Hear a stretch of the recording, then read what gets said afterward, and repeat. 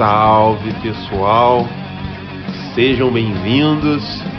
Depois de um longo e tenebroso inverno, muitas mensagens, estamos de volta.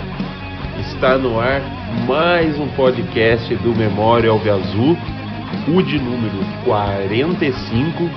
Agora, ao invés de ser aos domingos, toda terça-feira pela manhã, um episódio novo estará no ar. Lembrando, se você quiser ser um dos apoiadores aqui do podcast, só mandar mensagem no Facebook e Instagram do Memória Alviazul, que será tudo explicado.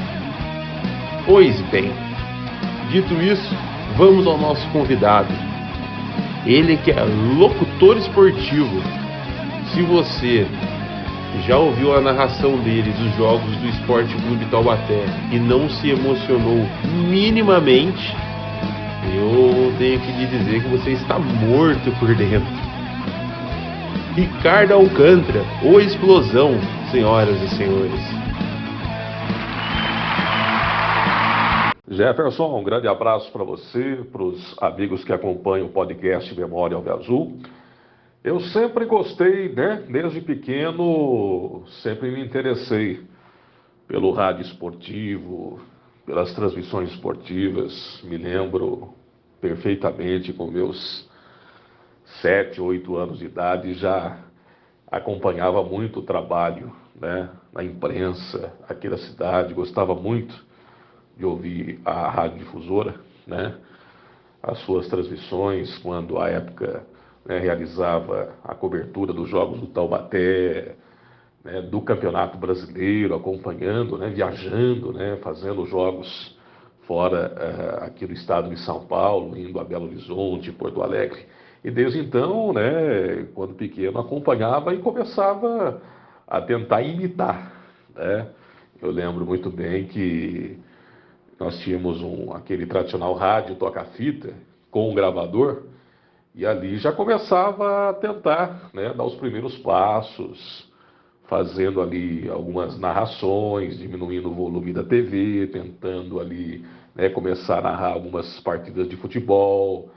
Daí, na infância também, o tradicional jogo de botão, gostava bastante de jogar, mas enquanto os amigos jogavam, quando tínhamos aqueles tradicionais campeonatos, que era realizado onde eu morava, ali na rua Silva Jardim, aqui no centro da cidade. Então, os campeonatos eram realizados, enquanto eu estava ali de folga entre um jogo e outro, eu acabava transmitindo os jogos de botão, os jogos de videogame. Então, Jefferson e amigos, o rádio, ele sempre esteve presente na minha vida desde o começo. Minha mãe sempre acompanhava o rádio, e dali surgiu a paixão, não só pelo rádio em si, com a sua programação, mas o rádio esportivo. Sempre gostei de futebol, sempre, quando pequeno, meu avô me levava ao estádio. Então, essa paixão começou, no começo da vida ali, com 5, 6, 7 anos de idade. Então, ali surgiu a paixão que eu tenho até hoje, que é pelo rádio, e o começo de tudo, Legal, Ricardo. E uma curiosidade, antes de você começar trabalhar com narração esportiva, você falou que seu avô te levava ao estádio, e você já acompanhava o Taubaté nessa época, quando era criança, quando seu avô te levava provavelmente ao Joaquinzão ou outros estádios de times da capital ou futebol amador? Como que era essa época? Anos 90, Jefferson, somente no estádio Joaquim de Moraes Filho. Acompanhei muitos jogos do Taubaté. Tenho aqui na lembrança grandes momentos do Alviazul. Me lembro.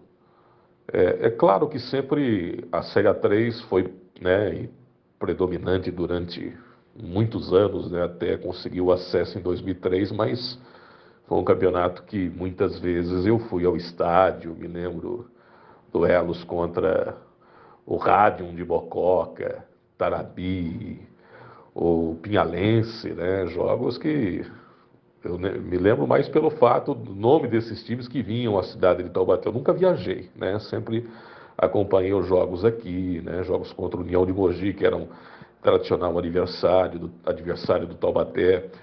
E me lembro muito bem também de uma Copa Vale, não me lembro o ano, para ser preciso, mas meu avô me levou em praticamente todos os jogos, quando o Taubaté esteve aqui, enfrentou o São José numa quarta noite chuvosa. Eu me lembro contra a União Cruzeirense, enfim, alguns times que participaram da competição. Então acompanhei demais o Taubaté, né? Vi todo o sofrimento do Alviazul, que até em algumas situações começava bem, mas na reta final acabava fraquejando, não conseguindo, o tão sonhado acesso à volta ali à Série A2 do Campeonato Paulista.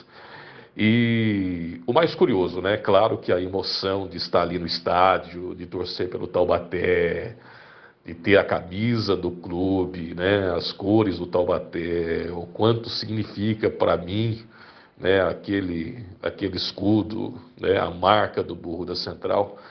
Mas uma coisa acabou associando a outra, a minha paixão pelo Taubaté, né, pela minha história como torcedor ali, como uma criança indo ao estádio com o seu avô, a alegria de estar ali acompanhando toda aquela movimentação, a entrada no estádio, né, o amendoim tradicional sentado ali acompanhando, torcendo, mas o significado do que a gente está conversando, né, o futebol e o rádio.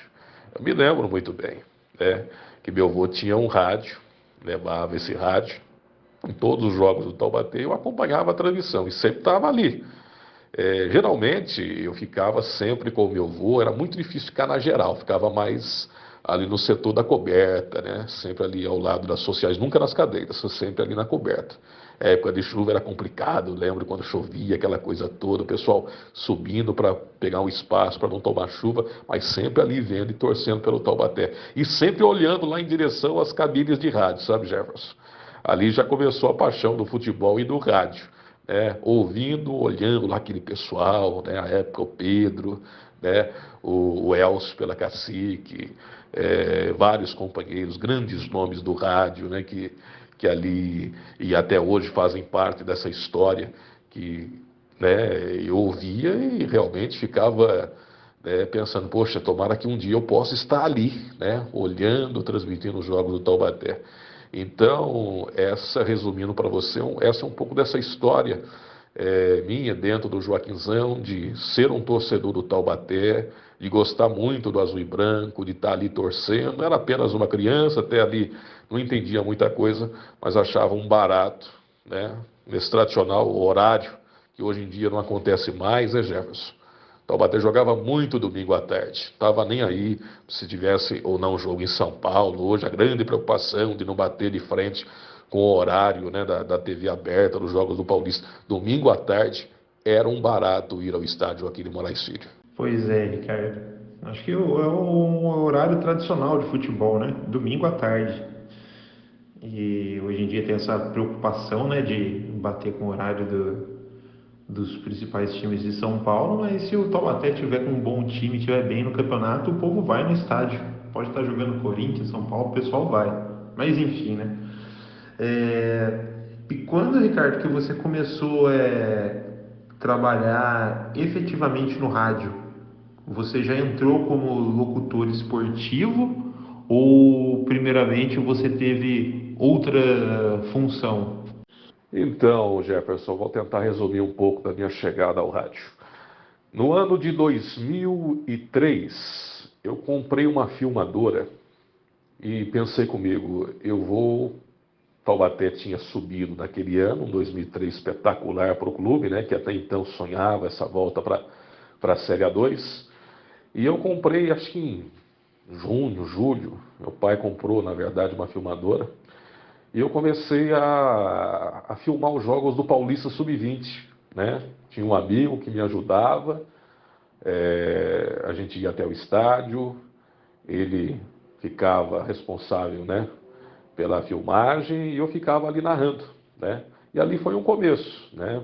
Fiz alguns jogos do Taubaté, guardava, cheguei até a vender uma fita para um rapaz que esteve de Santos, né? Que acho que era pai de um dos jogadores, mandei a fita para ele, né? Ele gostou bastante. Então ali começou, né? Com a minha filmadora, eu narrando os jogos E depois disso eu fui convidado no final do ano, no tradicional jogo de solteiros e casados, final de 2003, se eu não estiver enganado, fui convidado para fazer um jogo lá na Vila Nogueira, nesses mesmos moldes, né? Amigo foi, filmou, eu narrei. E essa fita, né, é o destino, né? Preparado por Deus, eu sempre digo isso, né? No local certo, na hora certa. E esse sonho aconteceu desde que eu fiz esse jogo. Essa fita foi parar, né? Não digo a fita, mas pelo menos acho que as imagens, se ele estava ou não, não me lembro na época. O diretor da Rádio Cacique, Ayrton Gavazzi, isso no ano 2004, viu as imagens, né, daquela gravação que eu fiz daquele jogo. E à época, em 2004, a Rádio Cacique fez a cobertura do Taubaté e já estava fazendo o Amador. E precisava, tinha saído o narrador do Amador e estava precisando. Daí ele viu a fita, acho que meu pai tinha algum contato com ele, eu sei que o Ayrton falou, olha, fala para o seu filho vir aqui conversar comigo, a gente vai conversar com ele aqui e vamos ver se existe a possibilidade. Daí eu acertei a época, né, com o Ayrton, o Tuti Pereira na época também fazia parte, me ajudou muito, né, devo muito a ele, me deu uma força muito grande. E durante a semana, num jogo do futebol amador, ele me ligou, acho que uma quinta-feira. Olha, Ricardo, acertamos aqui e o seu teste vai ser ao vivo, narrar domingo, Vila São Geraldo e Volks, lá no Geraldo de Lima Franco, jogo do Campeonato Amador. Ok. Daí eu pensei, poxa, mas teste ao vivo, seja o que Deus quiser, né? Vamos nessa. Eu fui para lá, ali nos comentários o Sidney Barbosa, Tuti Pereira nas reportagens, e o saudoso Luciano Filho, um dos maiores plantonistas que o Rádio de Taubaté teve, esteve lá, me deu muita força. E ali foi a minha estreia, né? Fiz Vila São Geraldo e Volks, como narrador. Depois eu fui para um segundo jogo, União Operária, agora não lembro o adversário, se foi União e Juventus na Estiva. E nesse segundo jogo, Jefferson, eu até pensei, não fui bem, não gostei da transmissão, falei, poxa, pensei comigo mesmo, será que é isso que eu quero para a minha vida? Essa é a profissão que eu vou exercer, que eu vou buscar, que eu vou me aprofundar cada vez mais? Não parei, não desisti. Eis que o terceiro jogo, Taubaté no quadrangular final da Série A2 do Campeonato Paulista, e eu lá começando no Amador com 19 anos. Na época, a Cacique chegou a ter vários narradores naquela cobertura de 2004, né, quando o Taubaté voltou para a Série A2. Reinaldo Porto, Moacir Mainardes, José Carlos Guedes, né, um dos grandes narradores do rádio de São Paulo, do Brasil, passou por lá também, até ficar com o Nicolini naquela reta final. E o Nicolini, né, Cláudio Nicolini, um dos grandes narradores, um dos grandes jornalistas, né, aqui da nossa região, na TV Band Vale, a época da TV, estava, né, ocupado, não poderia ir a Limeira para um jogo entre Internacional e Taubaté, né? Ele estava de plantão e não pôde ir. A opção, ligaram lá para o serviço do meu pai, onde eu ficava, né, com ele, passava uns dias com ele lá no serviço dele. Ligaram para o meu pai e falaram, poxa, será que o Ricardo topa ir para Limeira? Né, encarar esse primeiro desafio? Meu pai falou, acho que ele não vai topar não, ele não vai conseguir, é muita responsabilidade. Meu pai me chamou, perguntou, olha, estão ligando para você ir para Limeira, para fazer Taubaté Inter, você topa? Eu não pensei duas vezes, Jefferson, topei, e esse foi o meu primeiro jogo do Taubaté, primeiro duelo do quadrangular decisivo, com a vitória da Inter, 1-0, meu primeiro jogo do Burro, no profissional. E como foi, Ricardo, esse seu primeiro jogo do Esporte Clube Taubaté em Limeira, pelo quadrangular final da Série A2, no quesito assim de que não tem, como é uma rádio local, você pode ser um pouco mais clubista, né? Você pode colocar ali uma emoção maior para o clube da casa, no caso o Taubaté. Eu, como torcedor, quando ouço, eu espero isso de quem tá narrando, né? Mas você ali, começando, inexperiente, você tentou separar o torcedor ou você foi embora como ali o torcedor do Taubaté narrando a partida? Como que foi isso? E aliás, essa partida aí, 1-0 para a Inter, um baita de um placar injusto. Se não foi a melhor partida do Taubaté no quadrangular final, foi uma das melhores. E acabou que no final fez falta esses pontos perdidos em Limeira, né? Sem dúvida, Jefferson, até então, né, o Taubaté vinha muito bem, inclusive venceu a Inter, né, durante a primeira fase, né, foi até como grande favorito, eu me lembro bem naquele campeonato da Série A2.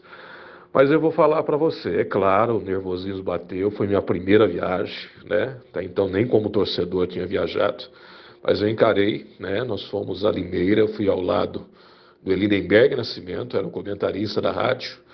O repórter, foram dois repórteres, o Thiago Martins e o Igor Mazitelli, com o plantão do Alexandre Soledade, que está comigo hoje ainda lá na Rádio Cacique, né? E eu me lembro, nervosismo, primeira viagem, né? Você até então não, porque a equipe do Amador, eu tinha citado para você, era uma, mas o profissional era outra. Então, estava ali conhecendo, me adaptando, né? Conhecendo as pessoas ali, né? Tímido, né? Aquela coisa toda.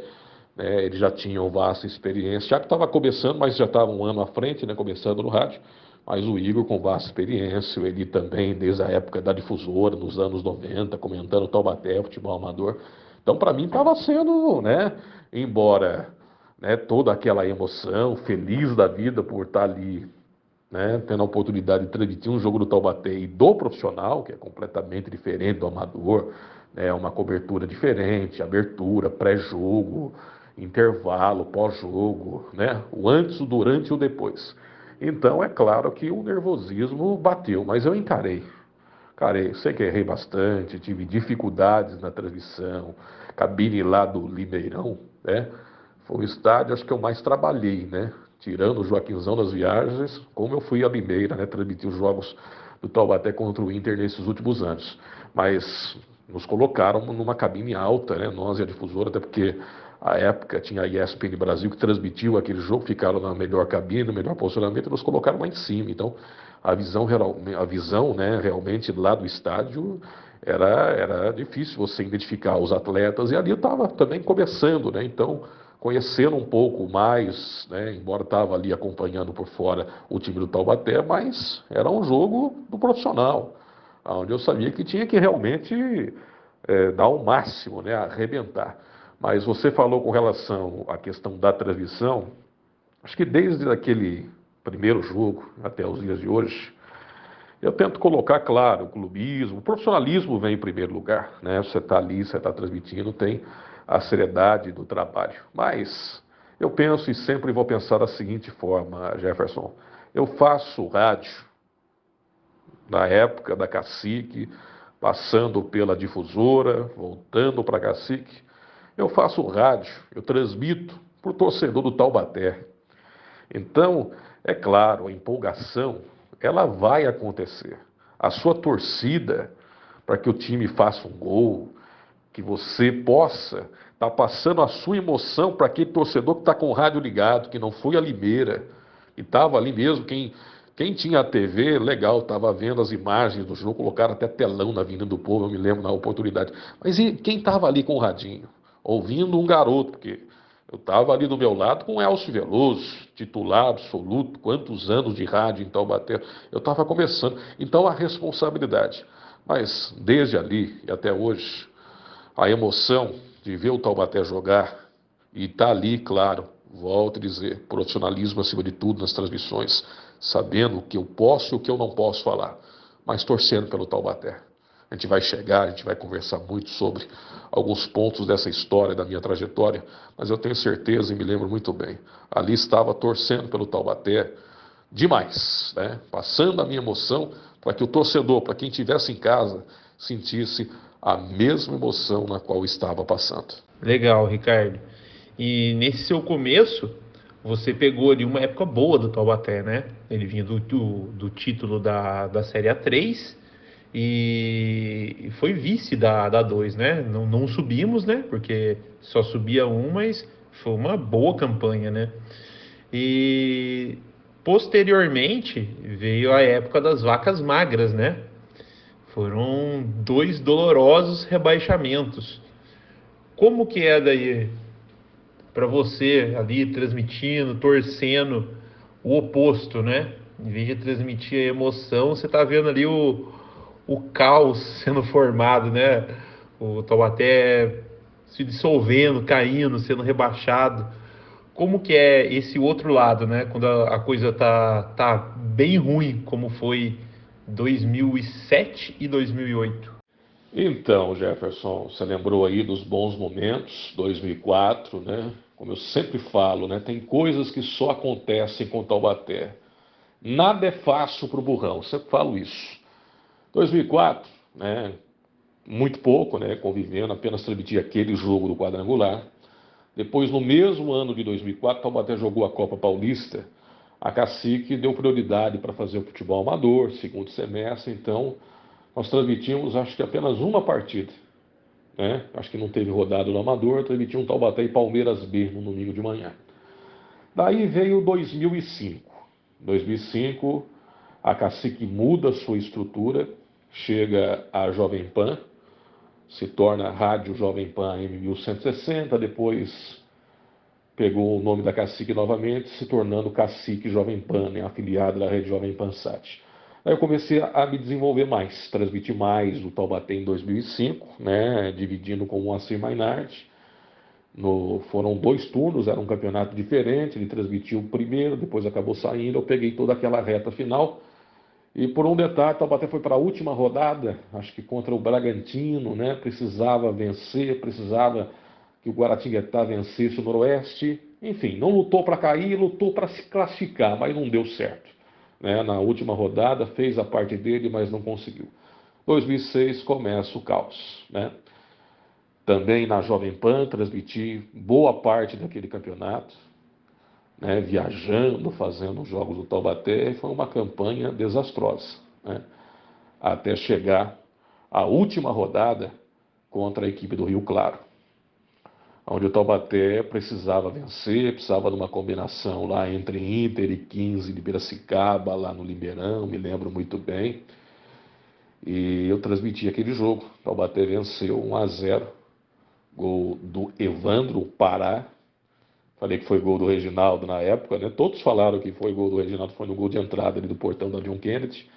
Acabei errando quem fez o gol e o Taubaté acabou se safando daquele ano do rebaixamento. Eu me lembro muito bem que a minha emoção como narrador ali já começava a se tornar mais forte, porque ali eu estava vivendo um drama. Eu tinha que passar por torcedor. Torcedor acredita. Não caímos para a Série A3 do Campeonato Paulista. Eu sei que foi emocionante.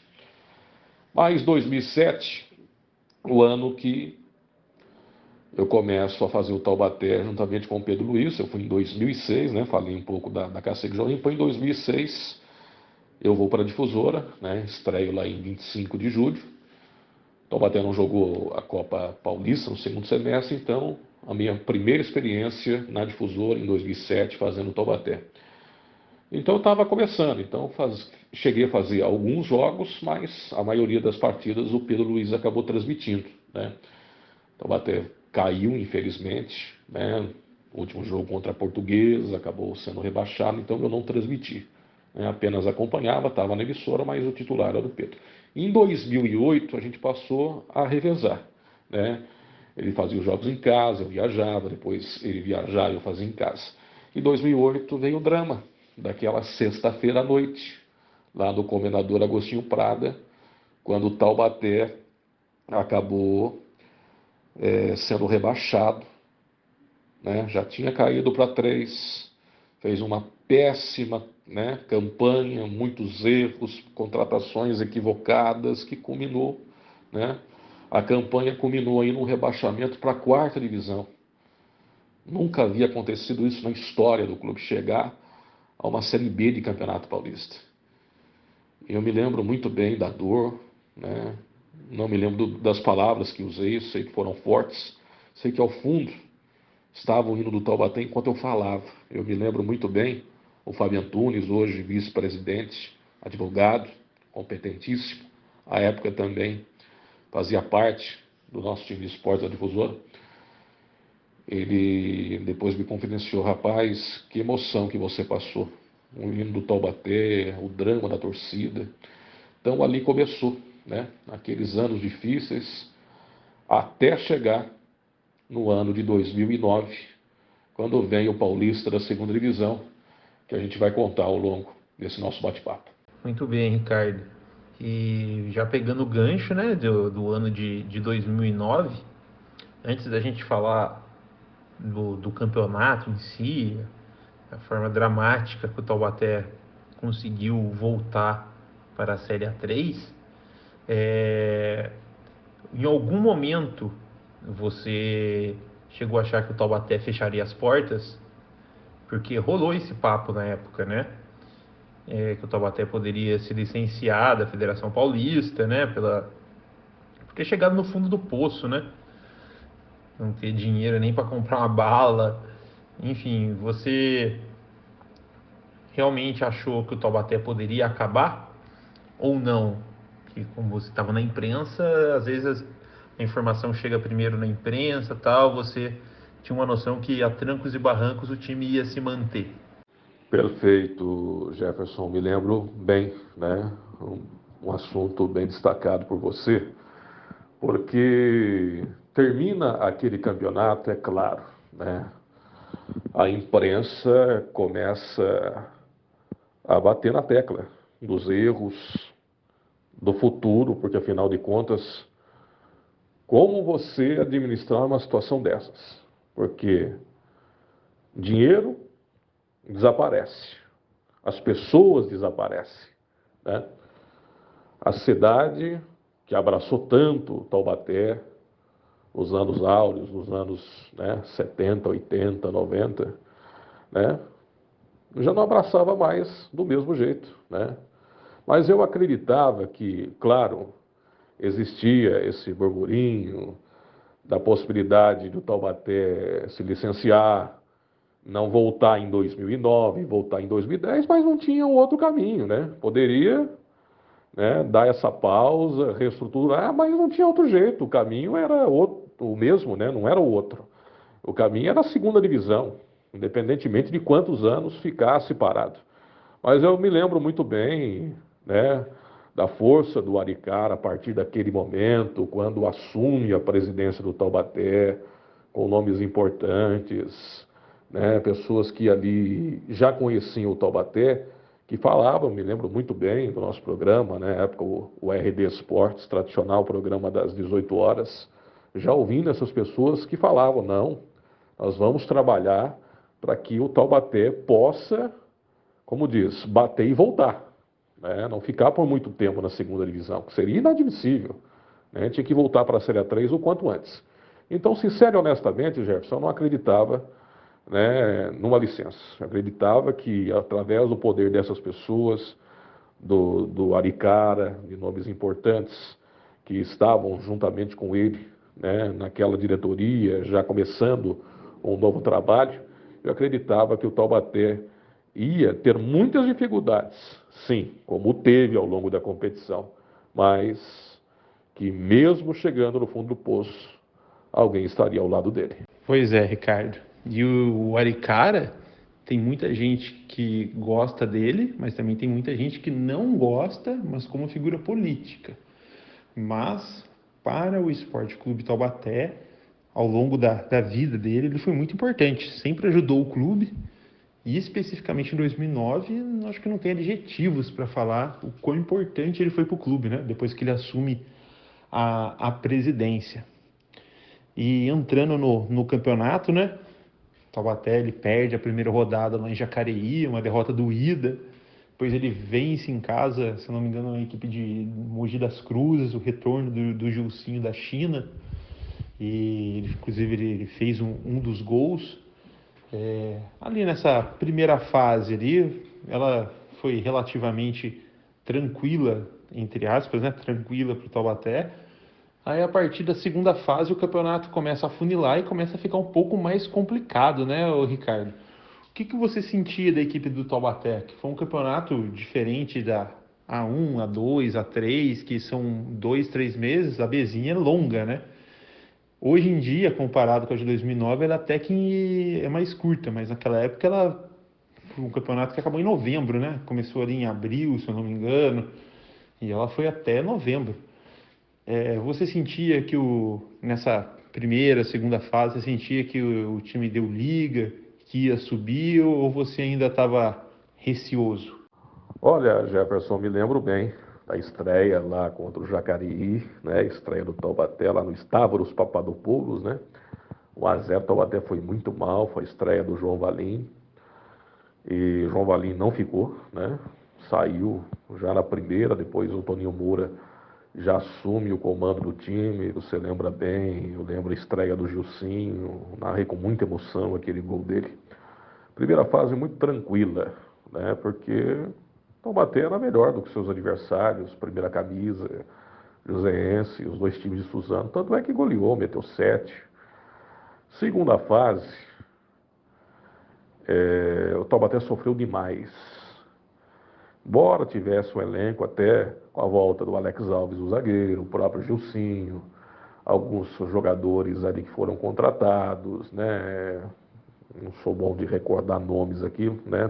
Tô lembrando aqui aos poucos, mas Taubaté tinha uma experiência, né? Podia contar com alguns jogadores experientes, mas tinha ali algumas contratações que eram ali algumas situações de oportunidade que o próprio Max, né, que chegou aí ao longo do campeonato, que deu passe para o gol do Gilson, né, Apóstolos, o Renato, enfim, alguns jogadores que o Taubaté acabou ali contratando, mas sofreu demais na segunda fase. Eu me lembro até um jogo que me marcou bastante, quando o Taubaté perdeu lá em Bariri, né, para o Cal Bariri.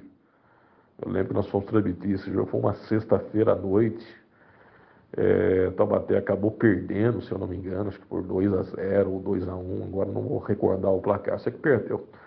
Sei que eu fui xingado, né, de tudo quanto é jeito, tinha um torcedor que pegou meu pé, a transmissão inteira, Jefferson, né, mas o Taubaté foi muito mal por um detalhe e acabou não ficando, né,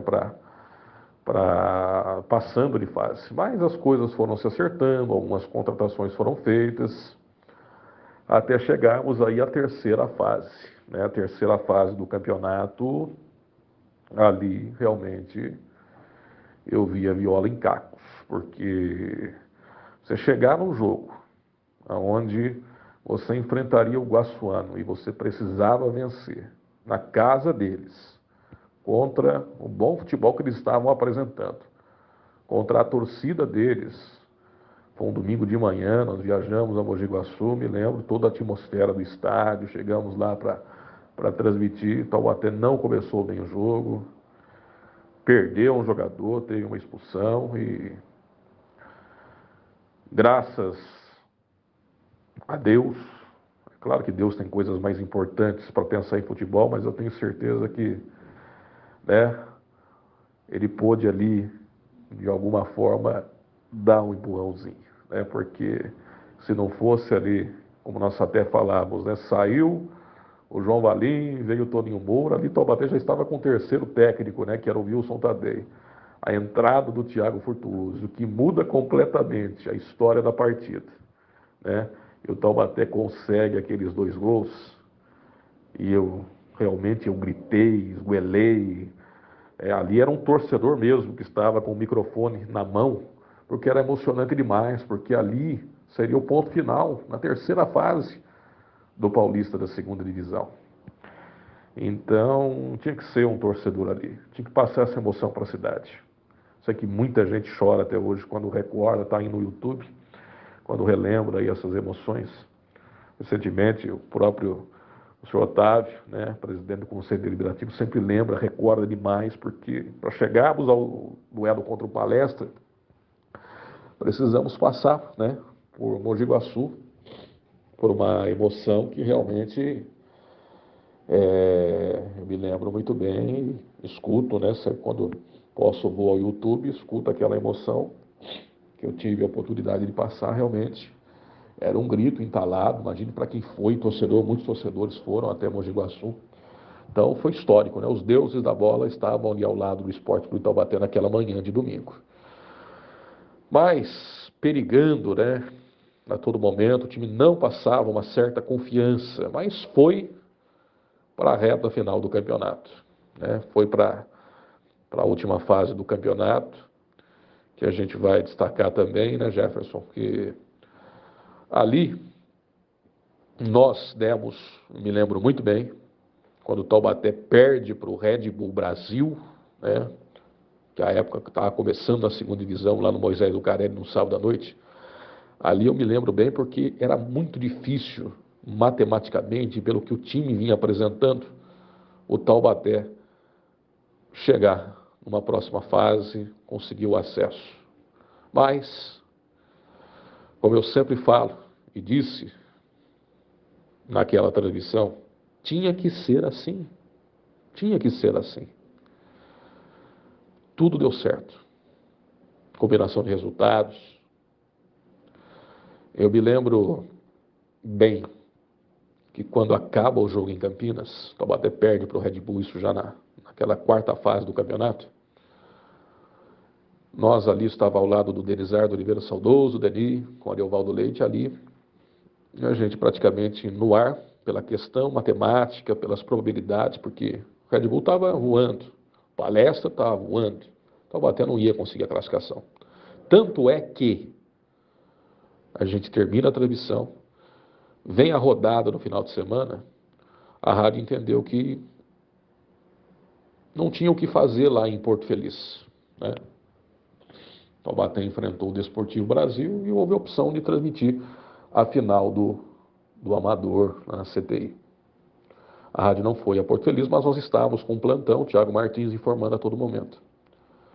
Acontece que o Taubaté vence o Desportivo Brasil por 2-0. E houve uma combinação, acho que o Red Bull perdeu, e o Taubaté vai para a última rodada. E daí, nós vamos chegar lá, com certeza. E falando ainda da terceira fase, o Ricardo, eu lembro quando o Taubaté ele perdeu pro Paulínia no Joaquinzão. Eu não me recordo o placar, mas o Taubaté perdeu pro Paulínia no Joaquinzão. E daí rolou um protesto da torcida no portão, ali no portão de entrada do Joaquinzão principal. E daí veio o Diego Zurlo, o Alex Alves, se eu não me engano os dois, acho que tem esse vídeo no YouTube, vieram conversar com a torcida, falando para acreditar, para estar junto até o final, que foi uma tarde, uma manhã infeliz, que o time, enfim, o Paulínia amassou o Taubaté esse dia. E inclusive um fato também, né, no meio desse protesto, às vezes quando abriu um portão lá, um carro saiu e nele estava o Thiago Furtuoso com a esposa dele. E daí a esposa dele, assustada com aquele tanto de gente ali, só que não tava um negócio assim violento, sabe? E daí ela acabou acelerando o carro e passou em cima do pé da Thalita, esposa do Ronaldo Casarim. Inclusive ela já esteve aqui no podcast e contou essa história.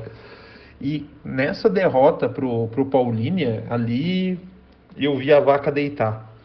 Aí foi na rodada seguinte para Mogi Guaçu, que eu não fui, teve a caravana da Dragões Alves Azul, não fui, e acompanhei no rádio. E até tem lá o Ari falou, né, joguei a toalha e tal, mas do jeito que tava a situação ali, tava complicado mesmo. E o Thiago Furtuoso entrou e mudou a partida, né? Eu lembro que eu saí, na época eu morava lá no Bonfim, saí gritando pra rua, tava tendo um campeonato de bairro, eu moro em frente a uma quadra lá, e saí gritando na quadra, ninguém entendendo nada. Que virada, e que narração a sua, hein? Nossa. E na partida, quando a gente perde as duas pro Red Bull, né? Na fase final, né? No Joaquinzão e lá. E daí, como você falou, tinha que ser assim, cara, porque houve uma combinação maluca pra gente chegar na partida contra o Palestra. Foi numa sexta-noite. Na sexta-noite jogou Palestra e Red Bull. E se o Red Bull empatasse ou vencesse, o Taubaté estava fora. E o Palestra venceu por 1-0 lá no Baetão. Foi uma partida de sexta-noite. Eu lembro que acompanhei, passou na Rede Vida esse jogo. Aí na semana seguinte a gente jogou contra o Palestra. E aí, falando especificamente dessa partida, conta o seu dia dessa partida. Como você foi pro Joaquinzão, expectativa, o clima, a visão sua ali da atmosfera do Joaquinzão, de tudo que envolveu essa partida, até chegarmos ali aos 54 do segundo tempo. E emendando, né, pergunta, lá na geral, quando estava 2-1 ainda, o jogo encaminhando ali para os 50 minutos, já tinha tido aquela paralisação da bomba. Aliás, alguém viu quem está com a bomba? Você acabou descobrindo, vocês acabaram descobrindo que até hoje ninguém sabe, que eu, querendo ou não, ajudou parar o jogo ali.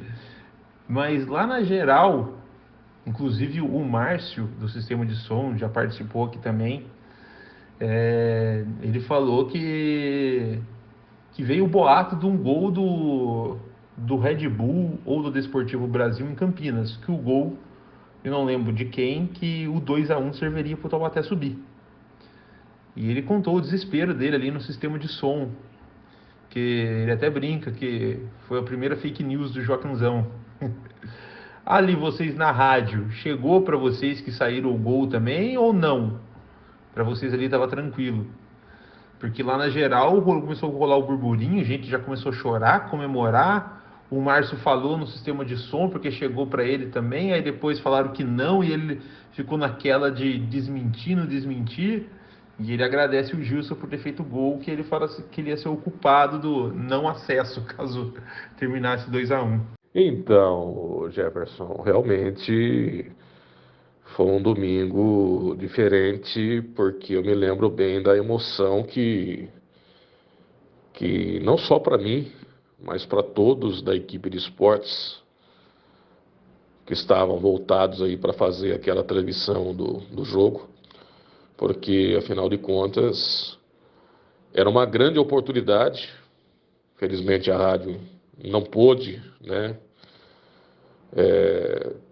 ter acesso ao que aconteceu no domingo anterior lá entre Desportivo Brasil e Taubaté, né? Ela optou e acabou ali perdendo essa grande chance de ter levado para o torcedor a emoção daquele jogo, mas mesmo assim nós encaramos com muita força e com muita seriedade, até porque, independentemente de não ter feito aquele jogo, acho que a rádio tem todos os méritos, porque acompanhou ela inteirinha, né, aquela segunda divisão. Só não fomos a Fernandópolis num jogo de quarta-feira à noite, porque a rádio estava trocando o seu transmissor, mas nós levamos a emoção.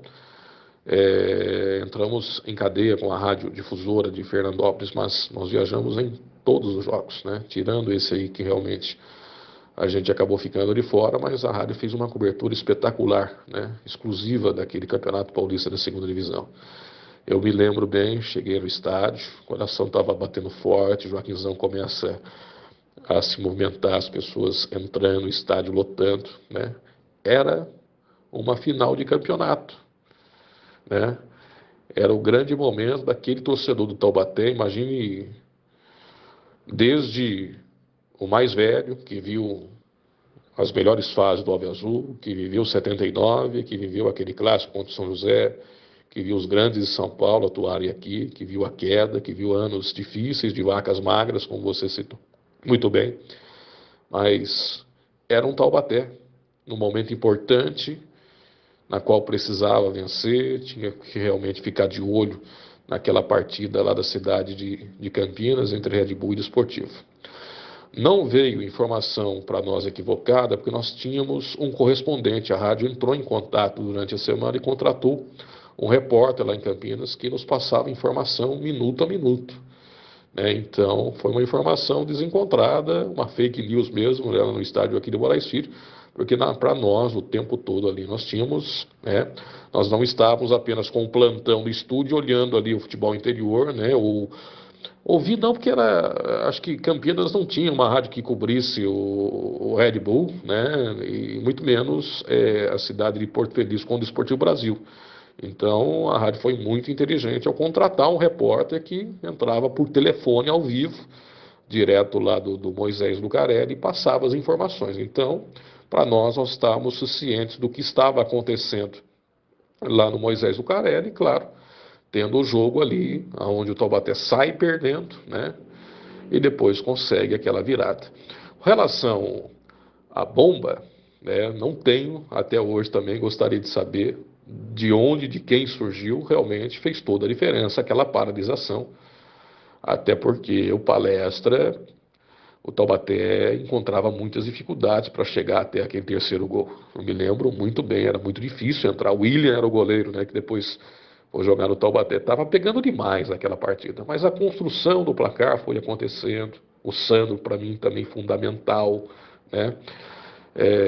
O Fabinho, né, ao longo daquela participação na reta final do campeonato, foram jogadores que chegaram para ajudar o Taubaté.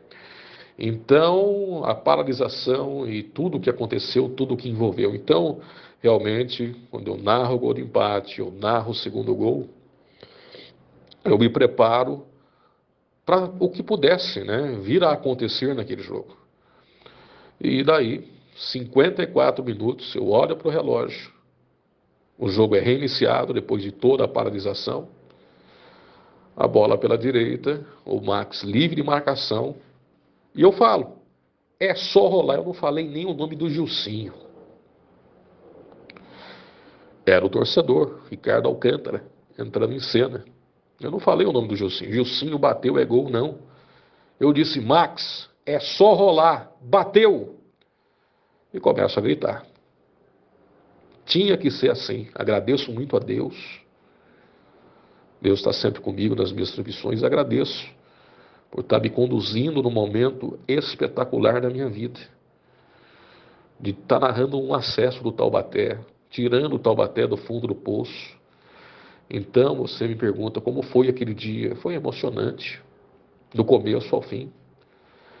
Eu me lembro quando termina a transmissão, eu começo a falar, realmente vem tudo à minha cabeça, nada foi planejado, as frases, as palavras, saiu tudo na hora. Tinha que ser assim, e tinha mesmo que ser assim. E o Taubaté consegue aquele 3-1 com o Gilcinho, ídolo da torcida do Alve Azul, que voltou para ajudar o Taubaté, voltou para resgatar essa história. Um Joaquinzão lotado, bonito de se ver. Realmente tinha que acontecer, né? Um domingo realmente histórico na minha vida e com certeza na vida de muitos que presenciaram em loco e que puderam ouvir aquela transmissão pela rádio difusora. Pois é, Ricardo, e eu falo para você, para mim, essa narração do terceiro gol que nos deu acesso é, sem dúvida, a melhor narração de futebol que eu já ouvi na vida, tirando o clubismo, sabe? Tirando o fato de ser Taubaté. Se ela acontecesse dessa mesma forma, com, sei lá, com 15 de Jaboticabal, seria foda também, sabe? Falando assim de narração mesmo, clube à parte. Foi espetacular, foi espetacular. E eu lembro que eu só fui ouvir a narração dias depois, porque na época não tinha como é hoje, né? Se você narra um gol do Taubaté agora, nesse instante, daqui 5 minutos você já pode ouvir em algum outro lugar, sabe? Hoje em dia há tecnologia para isso, mas na época não. Eu não lembro quem que disponibilizou a narração, se eu não me engano foi o Bruno Lemes que disponibilizou a narração, né? Porque quem estava no estádio, infelizmente, não ouviu. E é de arrepiar até hoje. É sensacional, é espetacular essa narração. E como você falou, veio de dentro, né? Foi o torcedor ali que narrou.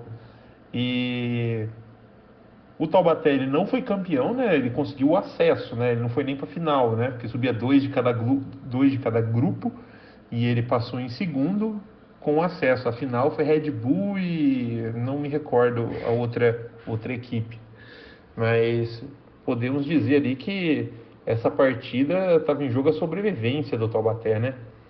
Que se o Taubaté não sobe, não vou falar que fecharia as portas, mas voltaria de novo aquele papo, corre o risco de fechar e tal.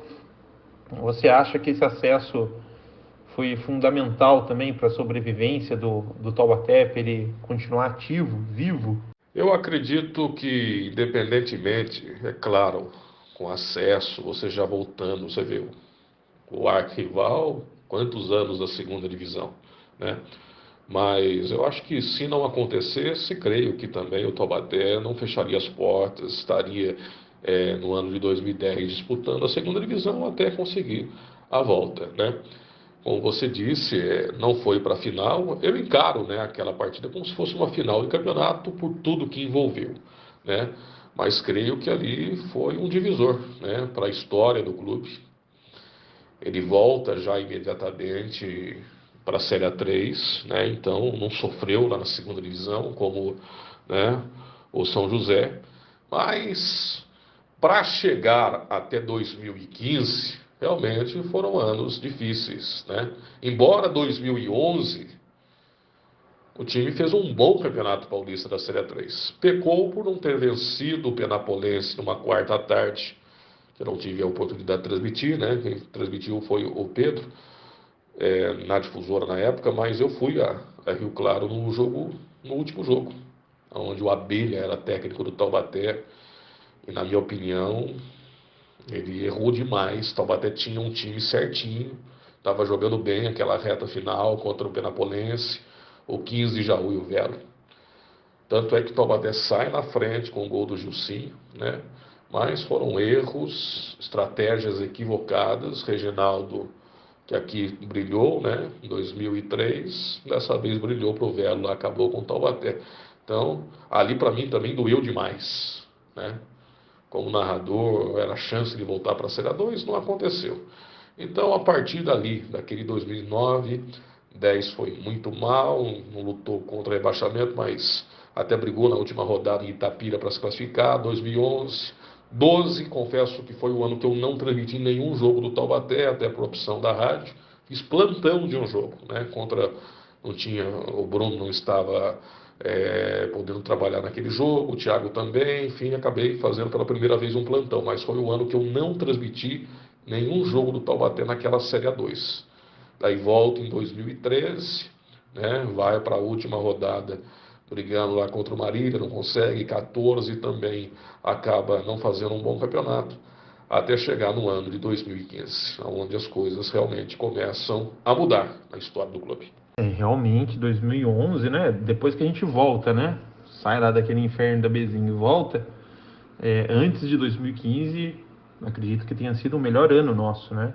Foi um ótimo campeonato, apesar da gente ter perdido o acesso. Naquele, como você bem lembrou, lá em Rio Claro. E a gente jogava pelo empate, saiu na frente, né?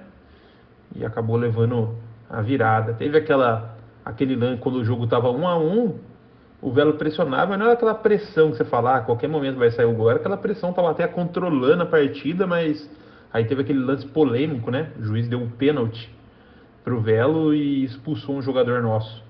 Aí o Taubaté com a menos se lançou para frente e tomou outros 2 gols de contra-ataque. Mas eu concordo com você que o Abelha foi mal na escalação do time para essa partida. Mas vamos lá, chegamos em 2015, né? O Taubaté ali montou um time que a princípio, não vou falar que ninguém dava nada, mas eu como torcedor esperava que fosse um time competitivo, né? Não eram jogadores assim badalados e tal, até porque era uma Série A3.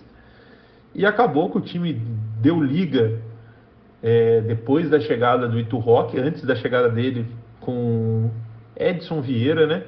Edson Vieira que montou a equipe. Mas ele até começou bem, né, Ricardo? Mas depois foi muito altos e baixos, mais para baixos. Acredito que o empate com o São José aqui em Taubaté, numa quarta tarde, pesou muito para ele cair, porque o São José estava mal das pernas naquele momento do campeonato. Eu lembro os caras contando moeda lá para pagar bicho para os jogadores. A gente, apesar de ter jogado bem, não venceu, e na sequência perdeu em Osasco, que ele caiu. Aí veio o Ito e o time voou. Depois que a gente leva aquela pancada de 3-0 em Votuporanga, antes de Votuporanga, Barretos, né? Vamos falar do acesso. Antes do título veio o acesso. O acesso veio em Barretos, na quarta-feira à noite. Estava lá, né? Eu brinco com os 10 taubatianos que foram, 10 taubatianos torcedores, né? Fora o pessoal da rádio, que provavelmente também estava no estádio. Fomos em 2 carros. E, sinceramente, a gente não esperava o acesso aquela noite. A gente foi porque é torcedor, a gente no fundo acreditava, mas fomos ali mais para representar a torcida do Taubaté, que o Ito levou o time reserva, poupando para apostar todas as fichas na última rodada contra o Primavera em casa. E o Taubaté brocou o Barretos, que também precisava vencer para subir 1-0. E o estádio ali que estava, sei lá, não sei quantas mil pessoas, mas muito cheio, ficou quieto. E 10 malucos lá comemorando com os jogadores. Como que foi essa partida para você? Que o nosso goleiro pegou tudo, né? Ronaldo. E emendando, Ricardo, como que é a viagem, né? Curiosidade, como é a viagem da equipe da rádio? Como que é? Vocês se... Que eu sei o lado do viagem de torcida, né? Como que os torcedores vão, tal, se programa. Como que é da rádio? Como que é feito a escala para quem vai? Como que vocês vão no dia da partida? Vai um dia antes? Fica hospedado na cidade? Como que é feito isso? Então, Jefferson, e parabéns aí, né, pela viagem sua, dos demais torcedores que encararam não só Barretos, mas toda a campanha aí, né, dessa Série A3 do Campeonato Paulista. Rapaz, eu me lembro muito bem, algo me dizia, né, sabe aquelas coisas que vem na sua cabeça, se prepare porque tá na hora, acho que esse vai ser o ano, né?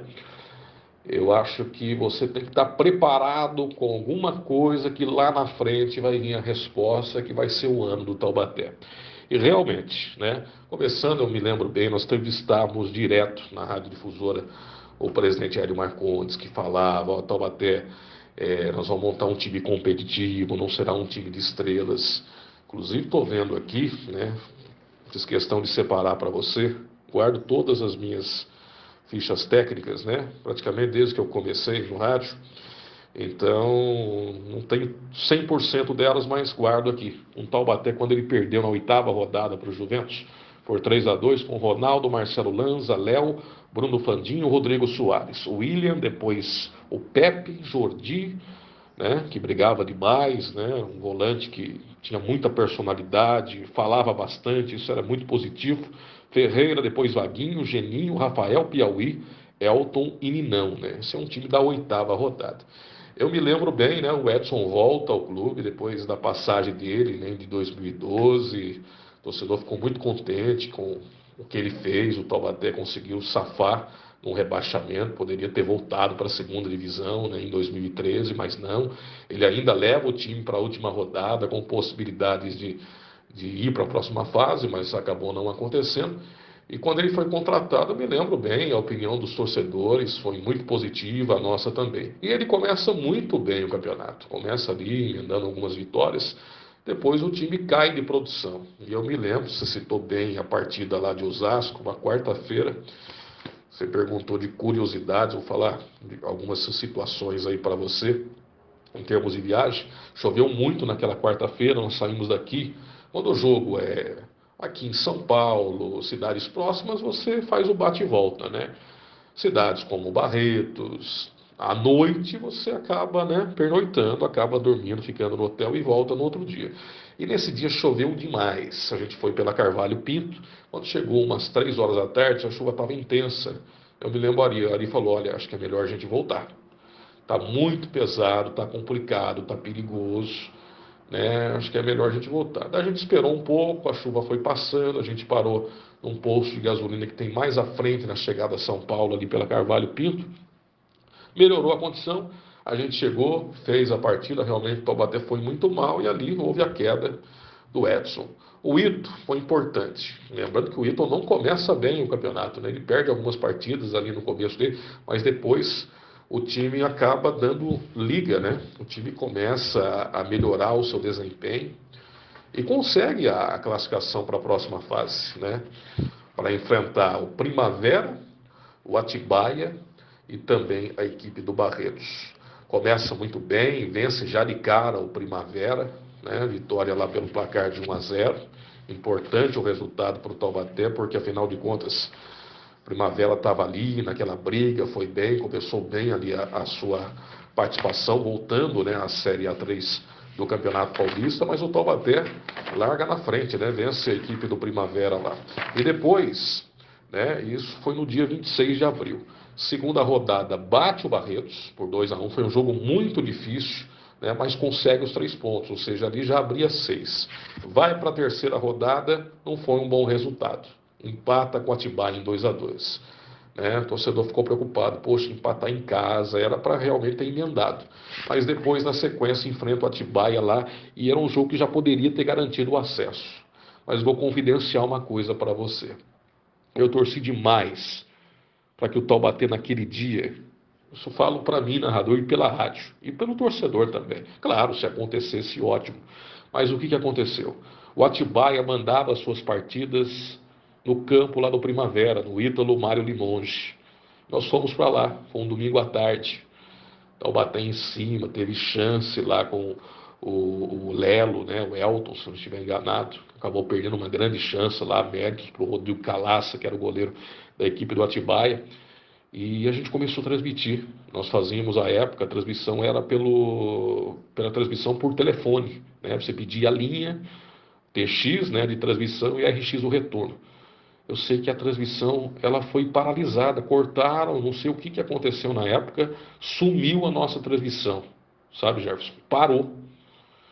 E até a gente voltou com o celular, a qualidade do som não é boa.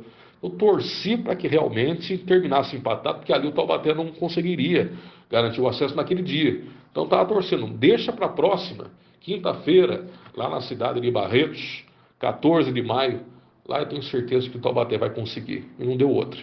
E para nós foi muito importante. A época, não tem hoje. Hoje em dia, né, as rádios não viajam mais.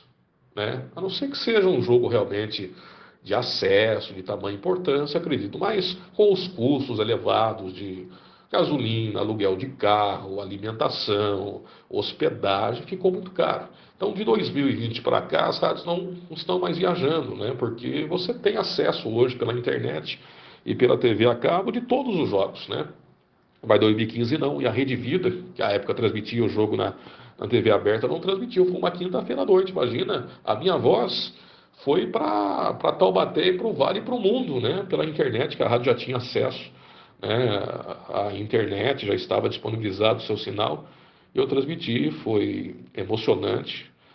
Aquele gol do Thiago Viana, o Marcelo Lanza, né, cobra o escanteio, e o Marcelo Lanza pega de primeira e faz um gol. O Taubaté sofreu, mas segurou, e foi uma noite histórica, né, importantíssima para nós. As nossas viagens sempre foram muito divertidas, prazerosas. Você sai daqui, por exemplo, Barretos, nós saímos daqui por volta, o jogo foi 8 da noite, saímos por volta acho que de 7 ou 8 horas da manhã. O Ariovaldo Leite não foi, né, estava doente naquele dia. Nós eu fui ao lado do Rogério Veloso e do Igor Mazitelli. E a gente se diverte, né? Ouve música, conta piada, fala da história, um pouco do time, né? Para almoçar, encara, porque é uma maratona, né? São 7, 8 horas de viagem, você encarou, você sabe disso, né, Jefferson? Então, realmente, quando a época, né, eu sinto muita saudade. Acho que para o narrador, nada como você estar no estádio, no Joaquinzão, fora. Tomara que um dia isso possa voltar, da gente ter a possibilidade das rádios conseguirem arrecadar mais para poder viajar. Porque nada como você transmitir em loco, não só o Taubaté, mas qualquer jogo de futebol. Falo para mim, narrador, para o comentarista, para o repórter. Então as viagens são sensacionais, eram sensacionais, sinto muita falta. Mas isso marcava, né? Porque às vezes você pegava, como Votuporanga, né? Votuporanga, por exemplo, a gente foi um jogo recentemente da Copa Paulista em 2018, um jogo 3 da tarde, saímos 3:30 da manhã, né? Por quê? Porque a gente gosta, né? A gente faz o que a gente gosta e realmente eu sinto muita saudade. Então isso marcou bastante 2015 na nossa vida e na vida do Taubaté. E posteriormente o acesso, né, que era o que todo mundo desejava, veio a cereja no bolo, né, que foi o título. Só que, como tudo no Taubaté, como você bem diz, não é fácil. A gente teve que tomar uma sapecada lá em Votuporanga de 3-0 para reverter aqui no Joaquinzão, né? Por incrível que pareça, diferente de Barretos, eu fui confiante para aquele domingo chuvoso para o Joaquinzão que a gente conseguiria virar. Você tinha essa expectativa também, porque tirando o futebol amador aqui da cidade, nenhuma equipe profissional tinha dado volta olímpica no Joaquinzão, né? E seria muito injusto que fosse uma equipe fora daqui. Nada mais justo que o Esporte Clube Taubaté. E esse jogo foi épico também, foi tão sensacional quanto o de 2009, né? Pelo todo o enredo, precisando fazer três. O quarto gol foi de lambuja, né? O 3-0 era o suficiente, que a gente tinha a melhor campanha. Como que foi? Conta pra gente tudo que envolveu essa partida da volta contra a Votoporanguense no Joaquinzão. Emocionante também, e confesso, como você na época, eu acreditava que o Taubaté conseguiria reverter o quadro aqui no Joaquinzão. Votuporanga realmente, o time não jogou nada, não viu a cor da bola, pouco criou, né?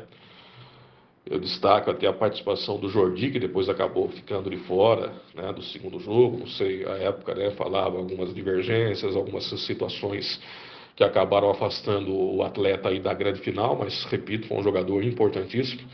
Mas nós encaramos aquela viagem, a volta não é fácil, você sabe disso. Quando o Taubaté perde, tanto por torcedor quanto para o narrador, comentarista, para a equipe em si, quando perde, e do jeito que perdeu, a volta realmente é muito dolorosa, né? É doída demais. Mas durante a semana, na programação, né, a época eu só estava narrando os jogos, né, estava como freelance da Rádio Fusor, mas participava durante a semana, né, dos programas, e eu me lembro, né, quando perguntado, você acredita no Taubaté, acha que é possível? Eu acredito que sim, falava, porque como você citou bem, não precisava de um 4-0, né?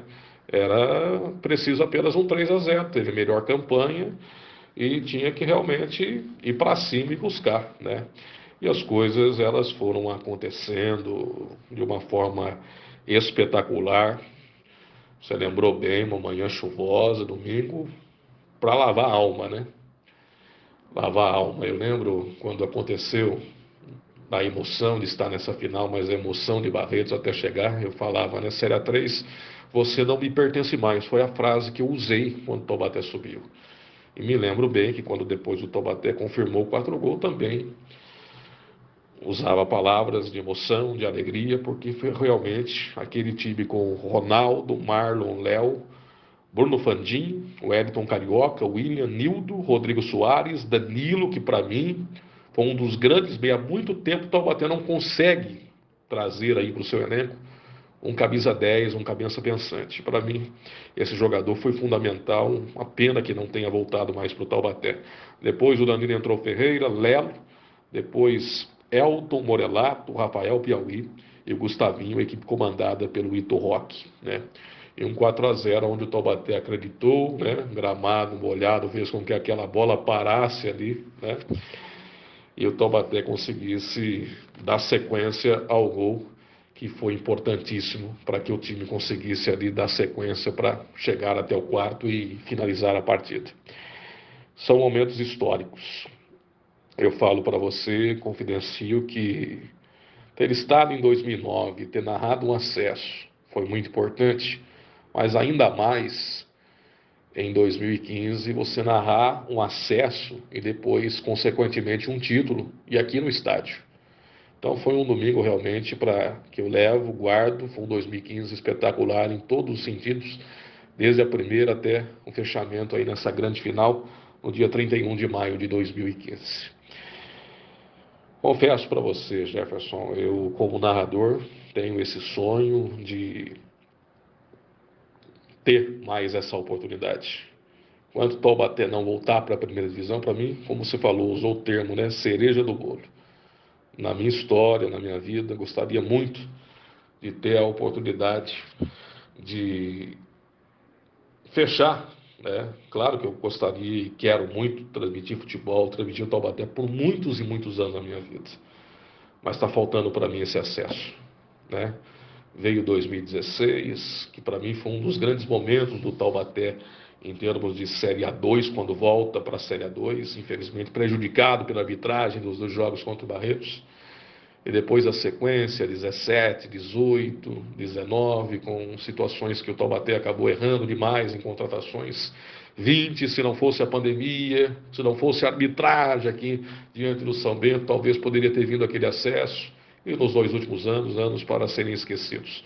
Mas 2015 realmente o Taubaté muda de patamar, vira a chave e realmente começa a caminhar, pelo menos se mantendo na Série A2 do Paulista. Acho que desde quando a gente voltou para a Série A2, 2016 e 20 foram os anos que a gente esteve mais próximos de voltar à primeira divisão. E 16, né, o 2-2 contra o Barretos aqui, depois a gente perde lá de 1-0, mas o 2-2 aqui a gente foi muito prejudicado. O pênalti que deram pro Barretos aqui não existe. Aquilo lá não é pênalti em lugar nenhum no mundo, né? E até a falta do segundo gol deles, aí é discutível, mas também acho que não foi. Mas o pênalti absurdo, e a pandemia 2020 ela foi crucial, porque o Taubaté normalmente ele começa bem e vai capengando no restante do campeonato, né? Ele fica irregular. E esse ano foi diferente, ele começou irregular e do meio para frente ele estava atropelando todo mundo. Ganhando dentro de casa, ganhando fora. E a pandemia, não dá para cravar que a gente subiria, né? Mas as possibilidades eram grandes. A gente ia chegar muito forte no quadrangular e provavelmente a gente classificaria em outra posição. Provavelmente decidiria no Joaquinzão os jogos. E né, a gente classificou, se não me engano, foi em 5º lugar, pegou São Bento e classificou em 4º. E daí aquele 0-0 aqui com... Eu não me lembro o nome do árbitro, mas era um careca. Eu acho que a arbitragem dele foi pior do que a de 2016 contra o Barretos. Porque foi um pênalti clamoroso que ele não deu, o rapaz já tinha amarelo, era pênalti e expulsão. No primeiro tempo, o Taubaté poderia fazer 1-0 e jogar o restante da partida com 1 a mais. Né? Aí lá em Sorocaba, 1-1, e a gente saiu naquelas dramáticas cobranças de pênaltis. E, Ricardo, em termos de emoção, para você, qual foi mais emocionante? O acesso de 2009, o acesso de 2015 ou o título de 2015? O nome do árbitro, figura que nunca mais apareceu nos jogos do Taubaté, né, sempre observo nas escalas, e desde 2020 não tem apitado jogos do Taubaté, na 2, na Copa Paulista. Lucas Caneto Belotti, né, o careca que realmente prejudicou demais o Taubaté, não marcando aquele pênalti, não expulsando o zagueiro do São Bento. A história poderia ter sido outra para o jogo de volta lá no Walter Ribeiro. Mas é muito triste, né, lembrar. Você citou muito bem, né, aquela caminhada, o Taubaté chega a ser líder, né, contra o 15, quando vence por 1-0, daí veio a pandemia, daí muda tudo, né, a história do time, jogadores importantes saíram, mas chegamos, né, à fase final. Olha, uma pergunta muito difícil, viu? Muito, porque são 3 momentos importantíssimos na minha vida. Mas eu creio que pela situação, é claro, 15 importantíssimo, volta para 2. Mas pensa comigo, né? 2009, estávamos praticamente fora, eliminados, passaríamos mais um ano na segunda divisão. Creio que pela emoção, por tudo que representou, 2009 para mim foi o mais emocionante, importante na minha carreira, com certeza. E quero muito, né, viver esse momento. Se Deus quiser, né, vamos torcer para que o mandato do Hélio, ele retornando ao Taubaté, ele possa ir montar um time forte, competitivo, e o Taubaté possa voltar à primeira divisão. Está faltando isso na minha vida, mas com certeza 2009 foi o mais marcante. É o que todos esperamos, né, Ricardo? Conseguir ver o Taubaté na primeira divisão. É legal ouvir as histórias de quem lá atrás viu o clube no Campeonato Paulista, na década de 50, década de 60, pessoal que viu na década de 80, mas queremos ter as nossas próprias histórias, né? Acompanhando o clube na primeira divisão, e tomara que o que o Hélio, com sua diretoria aí, consiga fazer um bom trabalho. A gente sabe que não é fácil, né? Tem arquibancada para arrumar, tem gramado para trocar, enfim. A infraestrutura ali do Joaquinzão é antiga, até mesmo para vocês da rádio, né? Da imprensa no geral, mas que ele consiga fazer aí um bom trabalho e levar a gente à primeira divisão. Para a gente estar encerrando, Ricardo, nessa sua caminhada aí, você falou que desde 2020 a rádio não viaja mais, mas antes viajava bastante. Acredito que vocês devem ter vivido situações inusitadas, engraçadas, perrengues, ameaças. Você pode estar contando para a gente finalizar algumas dessas histórias? Exatamente. Eu contei para você, vou passar alguns trechos, né, de situações que nós vivemos ao longo dos anos. Vou contar esse 2009 novamente para você, lá contra o Calbariri, né?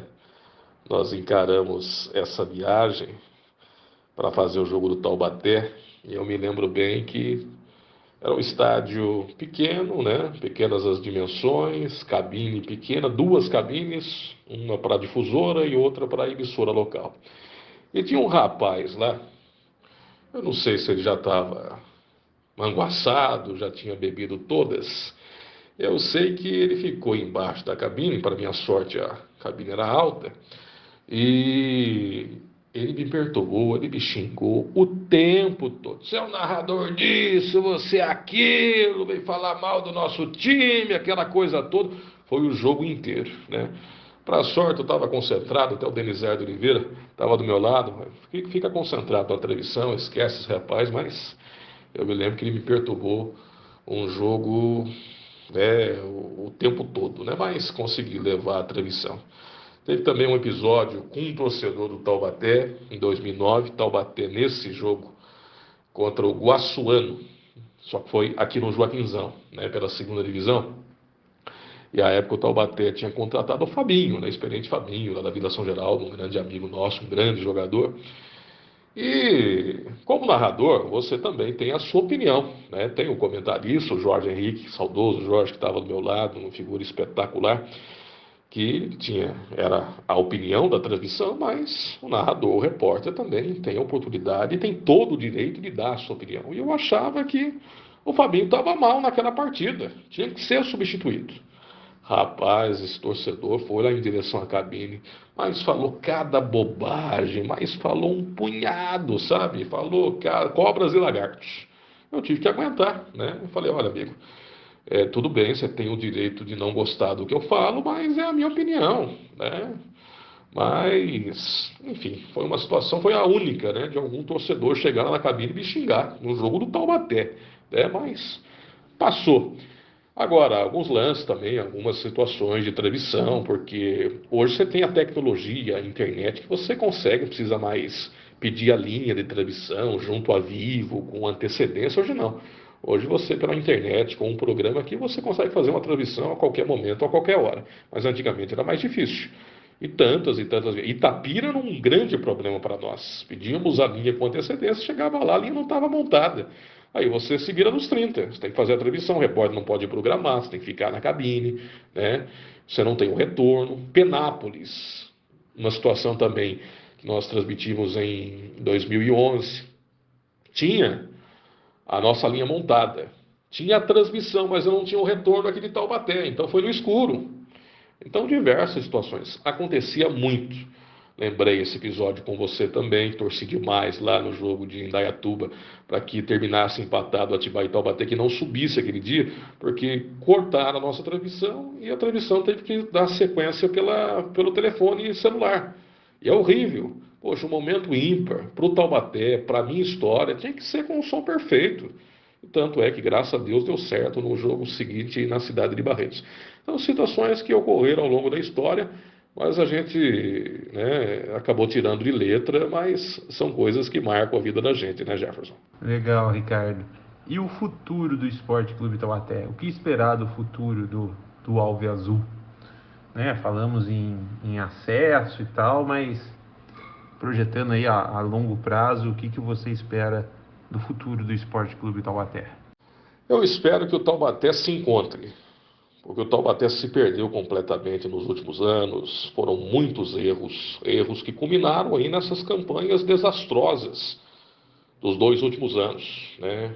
Contratação de técnico, né? Jogadores, enfim, como todo mundo está cansado de saber o que realmente representou o 2021 e principalmente esse 2022. Não caímos por pura sorte. Essa é que é a verdade. Mas, pensando nos próximos anos, acho que o Hélio é muito competente, eu torço demais para ele. Ele volta ao Taubaté nesse cargo máximo, onde executou muito bem 2015, 2016, montando aí bons elencos. E tomara, tem apoio suficiente da cidade de Taubaté, né? Volte a ter um contato mais forte com a prefeitura, estreitando relações, e a gente vai percebendo cada dia mais que as coisas estão acontecendo, né? Sempre entrevistando o secretário de Esportes, Lucas Dominoni, sempre em contato, dando sempre um sinal de positivo, para que o Taubaté possa ter realmente um apoio. Isso é muito importante. Eu costumo dizer, Jefferson, que tem que ser muito corajoso para encarar esse desafio de comandar o Taubaté. Porque, infelizmente, a gente sabe, a cidade não abraça 100%. A gente cobra, acho que por Taubaté, pela história da cidade, pelas empresas, pelas fábricas, elas poderiam apoiar muito mais o clube. Todo mundo, eu sempre costumo dizer, poxa, mas todos conseguem chegar à primeira divisão, porque estamos aí há 38 anos fora da primeira. Chegamos perto em algumas oportunidades, por azar não conseguimos o acesso. Mas, por detalhes, esses detalhes fazem toda a diferença. Então, eu torço demais, desejo boa sorte ao Hélio, que a partir de agora vai começar a planejar o time, contratação do técnico, diretoria de futebol, os jogadores, porque vai ser um ano muito difícil, né? Ponte Preta, Tradicional, Novo Horizontino, as voltas de Noroeste, Comercial. Vai ser um ano difícil. Mas tomara que ele tenha essa visão, pensando daqui a 10 anos, não ele, mas os próximos, né? Eu tenho certeza que por muito tempo ele vai ajudar o Taubaté, que o Taubaté pense numa casa nova. É claro que vai ter torcedor que não vai gostar, mas meu pai, meu avô, meu tataravô deixou um tijolinho lá no Joaquinzão, não pode mexer. Vamos pensar um pouco mais, né, alto. O maior exemplo, o votuporanguense, que deixou seu estádio Plínio Marim para a construção de uma arena, que lá nós estivemos, você esteve lá e sabe o quanto representa a nova casa. Eu tenho certeza que o Joaquinzão sempre vai ser guardado, nós temos o nosso estádio próprio, para louvar, para ficar orgulhoso sim de termos a nossa casa. Mas a nossa casa, por mais que as reformas sejam feitas, né, ter que novamente reconstruir a arquibancada, nós estamos, e todos sabem, aonde o Joaquinzão se encontra, no barranco que foi construído, as chuvas de janeiro. Então, remendando uma coisa ou outra, e por muito tempo vai continuar sendo assim. Então, pensando no futuro, uma casa nova, uma boa administração, pensamento dos mesmos moldes que o Mirassol, de um CT para a base, fortalecimento, que esse é o caminho. E pensar grande, além do estádio, não só ficar pensando em Série A1, mas pensar em jogar também um campeonato nacional. Poxa vida, até o Arquival no passado jogou uma Série B, jogou uma Copa do Brasil.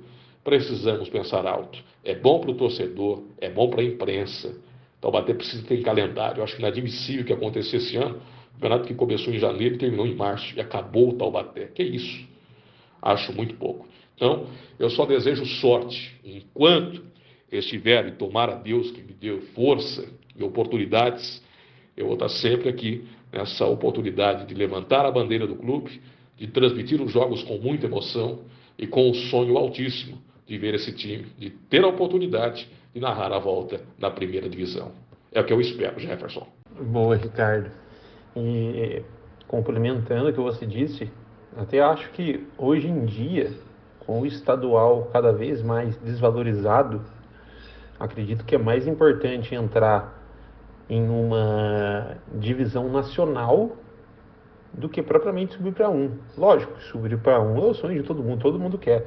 Mas se eu pudesse escolher, você quer jogar um ou entrar numa série D do brasileiro? Eu entraria na série D, porque como disse, os estaduais são desvalorizados e você está num cenário nacional hoje é primordial para o clube se manter vivo, se manter ativo, né? Como você disse, em março acabou o futebol, não tem mais nada, fica todo mundo órfão do Esporte Clube Taubaté.